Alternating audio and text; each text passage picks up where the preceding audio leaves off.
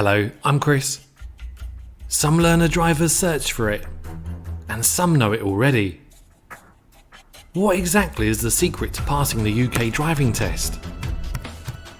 Well, if you promise not to repeat it to anyone else, I'll tell you. Actually, there isn't a secret. There never has been any. To pass a driving test just takes hard work, practice, determination, and most importantly, experience on the road.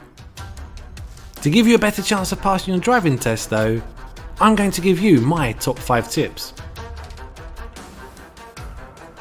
Tip number 1. Anticipate what will and might happen next, and plan ahead. Driving is unpredictable, and you never know what's round the next corner, which also makes the driving test unpredictable. But there are certain things that you can expect, and you shouldn't be surprised by, such as pedestrians wanting to cross at pedestrian crossings. Especially look out for zebra crossings as they're not controlled by traffic lights. Try not to just think about what you need to deal with right now, but also what's next, such as this zebra crossing. Not only do I need to creep out to get a better view when it's safe, but I also need to scan both sides of the crossing carefully for pedestrians.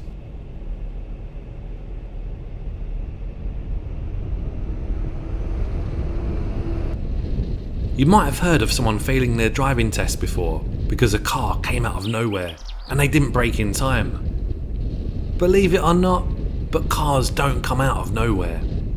You just need to be prepared and don't drive as if you're the only car on the road.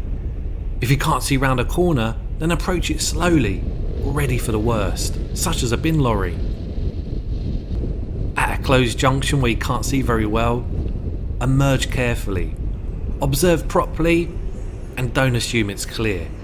In fact, always expect the worst.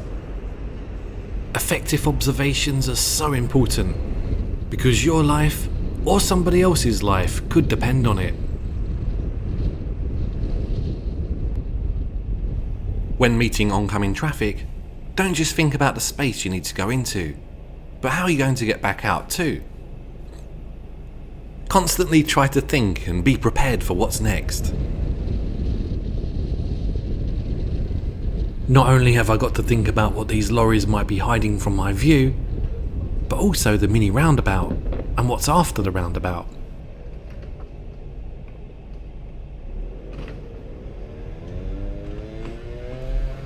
If I was driving faster expecting a clear road, then I would have had a problem and probably would have had to reverse.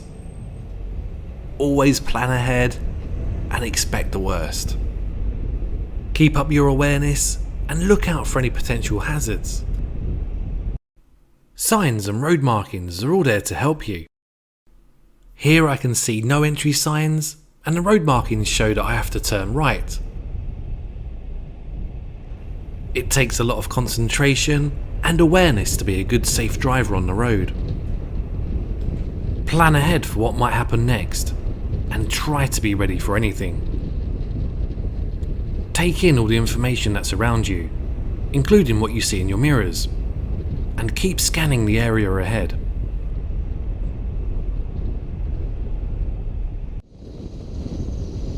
Look well ahead and try to spot signs early so that you have time to think and react. All it takes is to miss these signs and road markings, and you could end up driving over the speed limit, or even driving too slow if the speed limit raises and it's safe to drive faster but you haven't noticed. If you're unsure what the speed limit is, then look out for smaller repeater signs. I'm anticipating that the bus could stop at the next bus stop. Has anybody pressed a button at the pedestrian crossing? Is it safe to go around the bus? Any pedestrians near the front of it? Plan for what might and will happen next. In fact, it's so important to keep anticipating and planning that I can promise that as soon as you stop doing it, mistakes will start to happen. You've probably got the message by now how vital it is to plan ahead. But it's worth reminding you that regular checks of your mirrors is essential, so that you know what's going on behind and react safely to what you see. It's also important to know when to have a quick sideways glance into the blind spots, for example before changing lanes.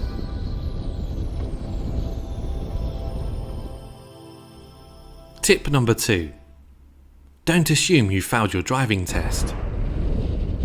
You might make a mistake that totally puts you off, such as stalling when pulling up.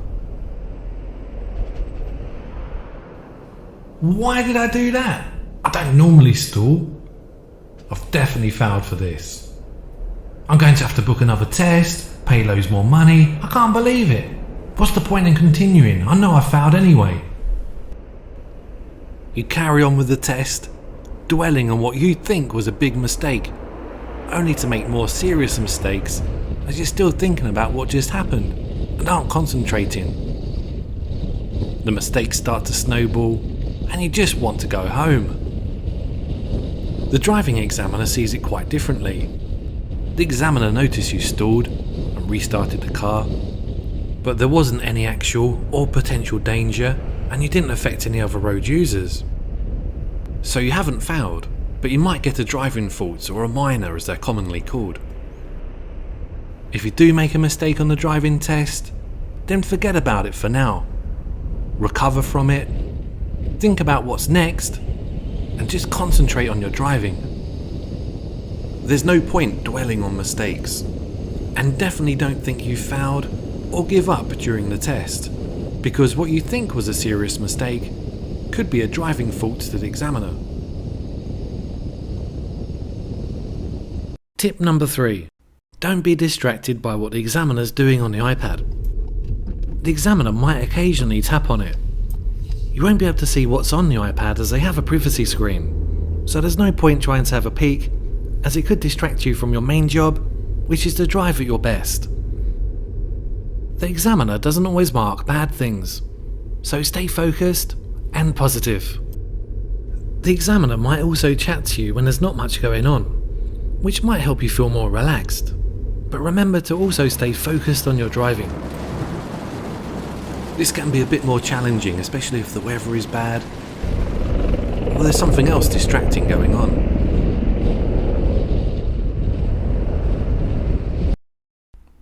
Tip number 4. Don't assume. Don't assume the road you're on still has a 40 mph speed limit, for example. Or to go ahead at the roundabout you'll always need a left-hand lane. Or you can never drive in bus lanes.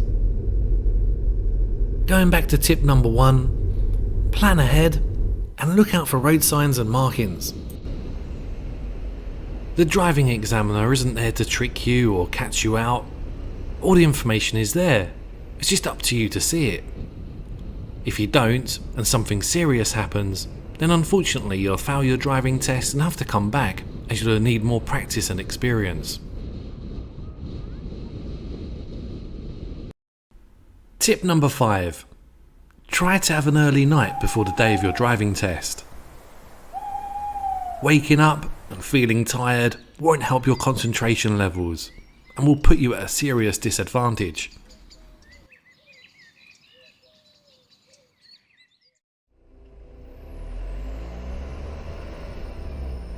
There's obviously more to driving than just these tips, but I really hope they help.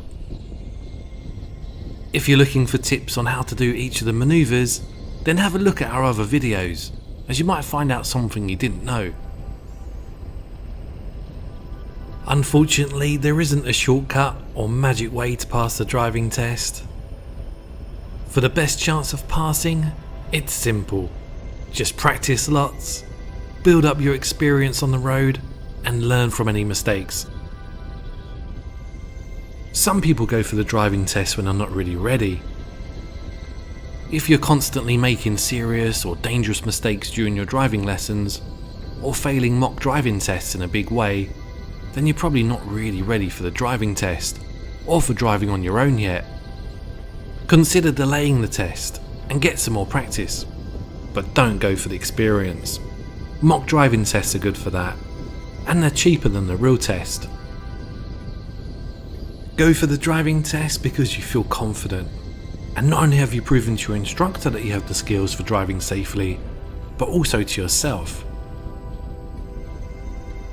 When you begin your driving test, stay calm. Remember that you just need to show one more person what a safe driver you are. And most importantly, believe in yourself. Thanks a lot for watching our video. If you have your driving test coming up soon, then good luck. Please subscribe for our latest videos. Keep safe on the road and see you on the next video.